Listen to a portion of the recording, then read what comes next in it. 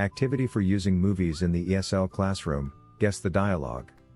For this activity you need to carefully choose a movie scene that involves a conversation between two characters. Play the scene through once without the sound and allow the students to debate what is going on. First they can decide the general theme, that is an argument, a marriage proposal, or a business transaction. After watching the scene again, the students can try to come up with dialogue to fit the clip. Finally rerun the clip with the sound on to see how close they were to the actual movie script. Thanks so much for watching. We are ITTT, the leading provider for TEFL and TESOL training courses.